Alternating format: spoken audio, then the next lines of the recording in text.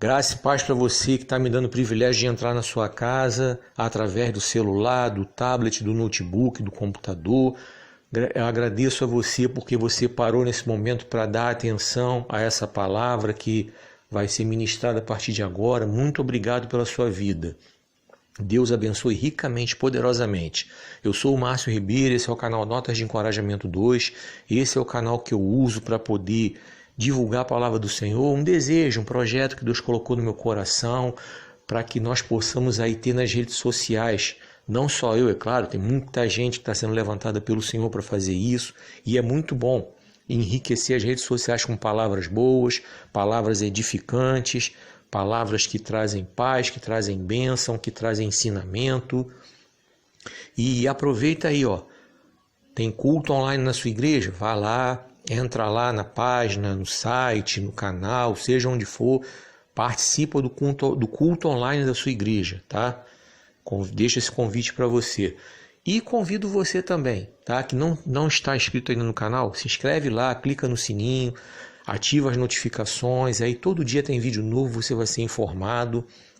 E indica esse canal para que outras pessoas possam conhecer esse ministério. Compartilhe os vídeos, deixa lá o seu comentário, deixa o seu like também.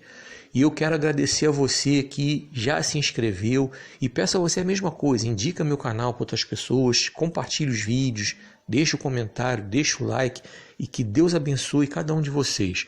Bem, hoje nós vamos continuar aquela série dos estudos bíblicos sobre os profetas maiores e menores.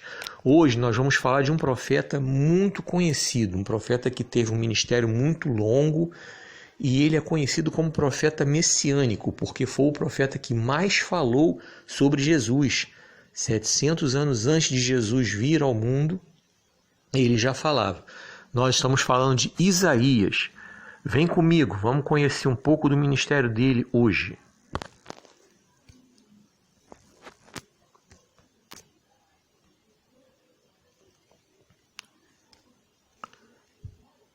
Na lição de hoje, vamos falar sobre um dos profetas chamados profetas maiores.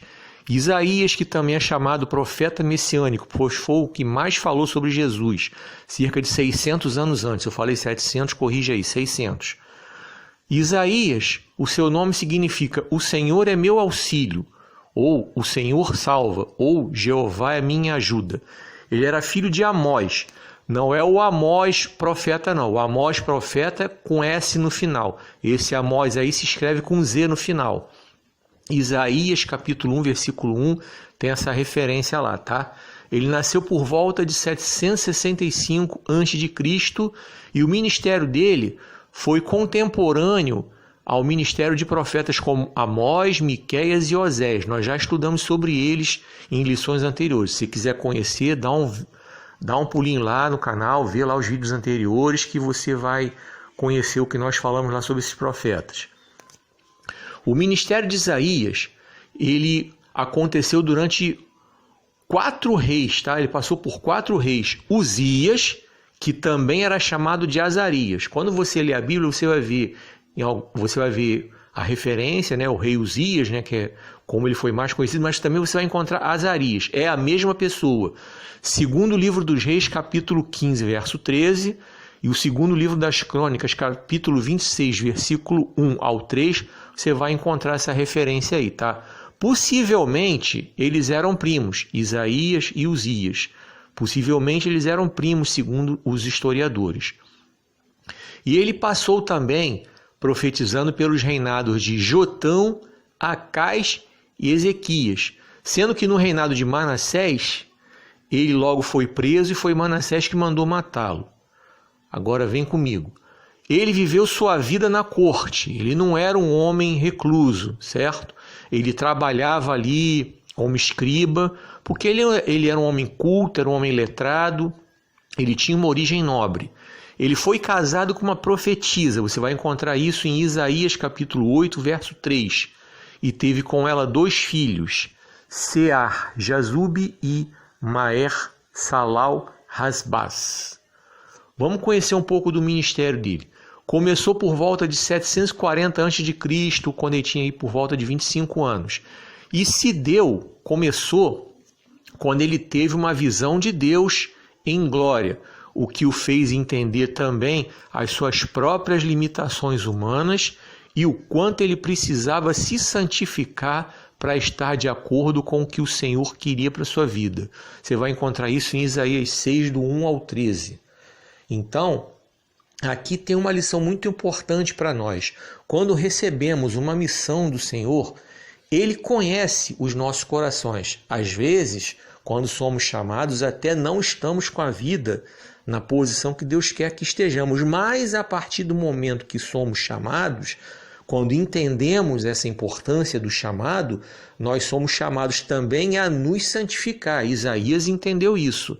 E isso é uma lição muito importante para nós, para que nós não venhamos a nos lançar atendendo ao chamado do Senhor sem essa contrapartida que é a santificação. Porque quanto mais nós nos lançamos ao ataque para poder pregar a palavra, fazer aquilo que Deus quer de nós, mais o inimigo contra-ataca. Então nós temos que estar preparados e a santificação é um desses preparos. Eu tenho várias pregações aí no canal falando sobre esses assuntos. Vem comigo aqui.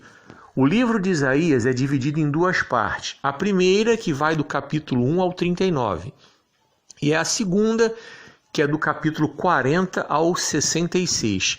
E ele é essencialmente cristocêntrico, porque ele aponta para Cristo como o Messias que viria salvar Israel. Essa divisão ela é idêntica da Bíblia, né? Que separa o Antigo Testamento, que tem 39 livros, e o Novo Testamento, que tem 27 livros. E põe em destaque os assuntos julgamento e salvação, nessa ordem. Não há registro de que tenha sido criado com alguma formação religiosa, né? Isaías não teve essa formação religiosa, não temos essa informação. Não há registros, os historiadores não encontraram. Diferentemente de Jeremias, que era filho de sacerdote, e Isaías ele foi chamado ao ministério no ano da morte do rei Uzias. Não foi, tipo assim, na hora que Isaías morreu, foi naquele ano ali. Ele foi chamado e algum tempo depois, dentro daquele mesmo ano, o rei Uzias morreu. Está em Isaías 6, a referência. As suas palavras encontraram abrigo em algumas pessoas que as entesouraram no coração e o seguiram. Você vai encontrar essa referência, Isaías 8:16 e 29:11.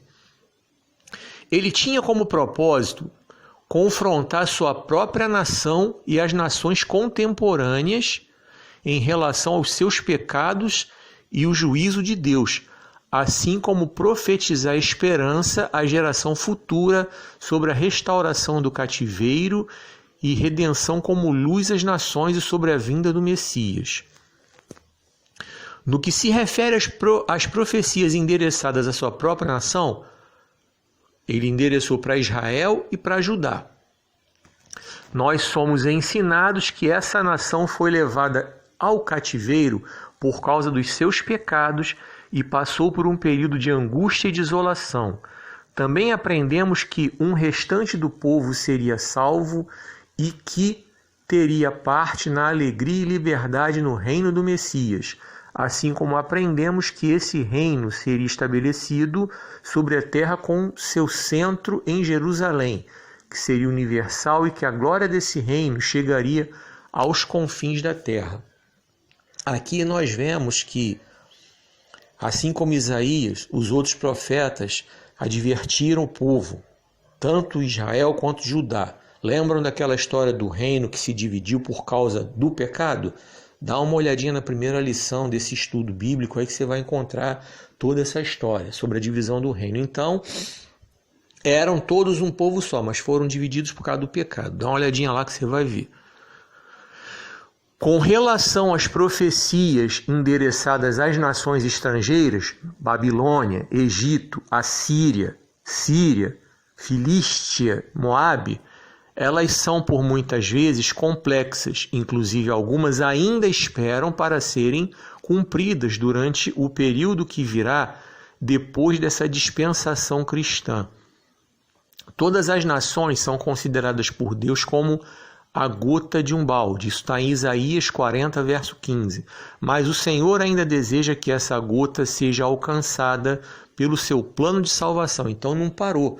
Aquilo que eu estou falando direto no canal, pregando através da palavra de Deus. Nós não podemos perder tempo com discussões tolas, profanas, que não vão trazer edificação, só vão trazer paz e confusão.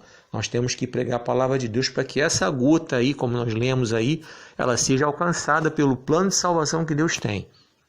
Vem comigo. No que diz respeito às profecias messiânicas, nós encontraremos uma profundidade muito grande no livro de Isaías. Nenhum outro livro da Bíblia trata tanto desse assunto. O profeta apresenta o Messias como o renovo filho da terra, Isaías 4, 2. Assim como ele é apresentado como é predito o Emanuel nascido da Virgem, está em Isaías 7, 14.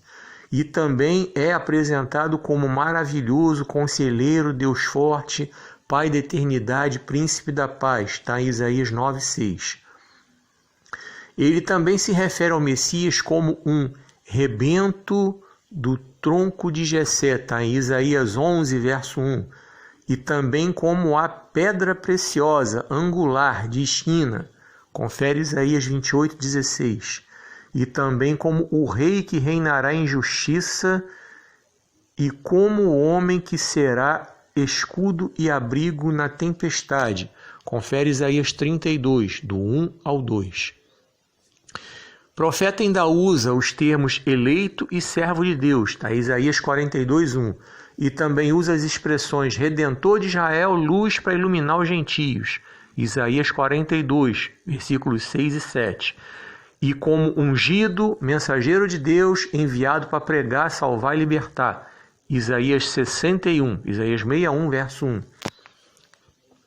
Nenhum livro detalha tanto os sofrimentos do Messias quanto esse livro, especialmente os capítulos 50, 52 e 53, sendo relatados como se o profeta estivesse ali, aos pés da cruz. Essa visão de Isaías sobre o sacrifício de Jesus se deu cerca de 600 anos antes dele acontecer, mas a narrativa parece extremamente real, parece que ele estava vendo ali na hora.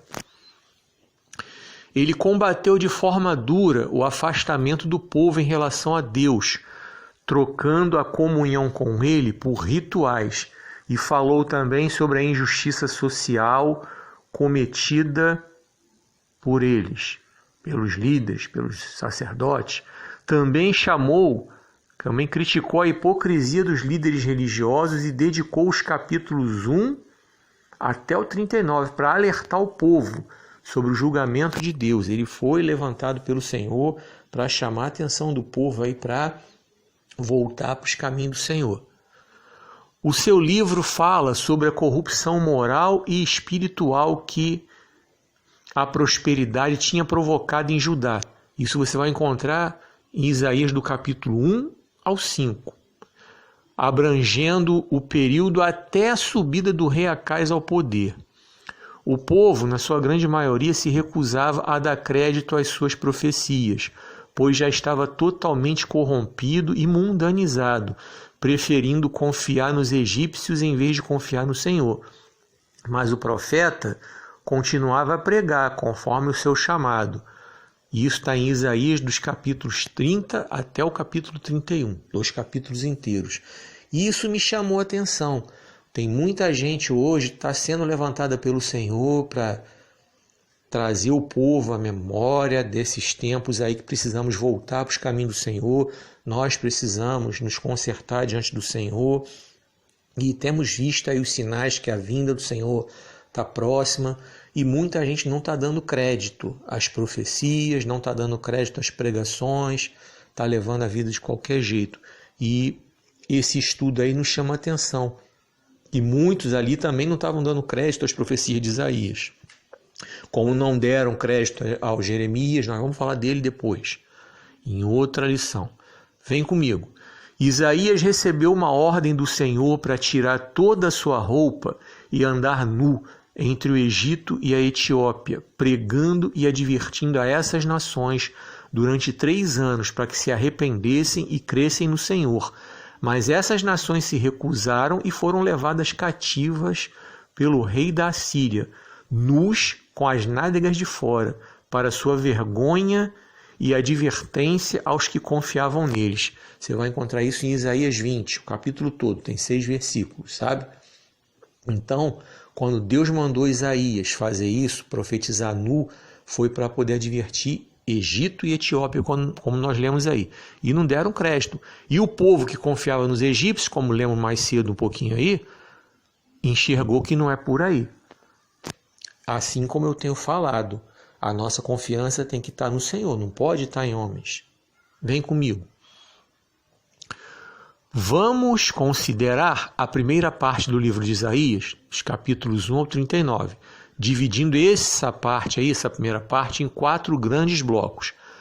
Do capítulo 1 ao 12, as profecias e advertências a Judá em relação à sua idolatria, seu comportamento imoral, as injustiças sociais durante um período de prosperidade enganosa. Entrelaçadas com a mensagem da condenação que estava por vir, há importantes profecias messiânicas. Isaías 2:4, Isaías 2:4, Isaías 7:14, Isaías 9, do 6 ao 7, 11, do 1 ao 9. E o testemunho pessoal do profeta a respeito da sua necessidade de se purificar e do seu chamado profético, Isaías 6, do 1 ao 13. Aí você vem para o outro bloco, dos capítulos 13 ao 23, são as profecias condenando as nações estrangeiras por causa dos seus pecados. Do 24 ao 35, um amplo leque de profecias sobre salvação e juízo futuros. Do 36 ao 39, registram a história do rei Ezequias. Essas histórias que formam um paralelo, você vai encontrar lá também, segundo livro dos Reis, capítulo 18, verso 13, até o capítulo 20, verso 21. Tá? São as histórias referentes ao rei Ezequias. As profecias de Isaías falam de forma dura contra a falsa religião, Isaías 1, do 10 ao 20, assim como adverte o povo em relação à injustiça social. Vai do Isaías 5, 8 até o 24. Capítulo 5, verso 8 ao 24. Na questão da injustiça social, ele se iguala a Amós, o profeta, de quem foi contemporâneo. Ambos tiveram a mesma visão sobre esse tema, mesmo sendo Amós um camponês e Isaías um homem da corte, culto e letrado. Isaías é duro e irônico com as damas da classe alta de Jerusalém, tá? Em Isaías 3, do 16 ao 24, tal como Amós foi com as mulheres da elite de Samaria. Bem, essa é a primeira parte, porque o livro de Isaías é bem grande, então esse estudo vai ficar em 2 partes sobre Isaías. Bem, essa última parte que eu li, a gente observa uma coisa. Quando Deus quer falar, ele universaliza a mensagem. Vocês perceberam que Isaías e Amós eram contemporâneos, foram levantados como profetas e eram totalmente diferentes. Amós era um homem do campo, Isaías era um homem urbano, culto, letrado. Então, Amós falou para aquele seu povo ali, na linguagem que ele conhecia, e Isaías estava lá na corte, falando lá. Então, da mesma forma, Deus trabalha hoje. Ele levanta no meio dos empresários, no meio dos nobres, no meio dos ricos, pessoas para falar. Levanta no meio dos pobres, dos camponeses, da classe operária, pessoas para falar. E nas redes sociais, pessoas sendo levantadas pelo Senhor para falar, para profetizar. Deus continua trabalhando desse mesmo jeito. Tá?